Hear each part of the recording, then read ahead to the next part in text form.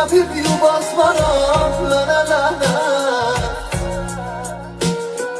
Beni ne hale koydun, bana adet oldun. Başımdan uçmadın, yine de hayalet oldun. Beni ne hale koydun, bana adet oldun. Başımla uçmasan yine de hayalet oldun. Evet hayalet oldun. Ah ne rahat oldun, ne rahat.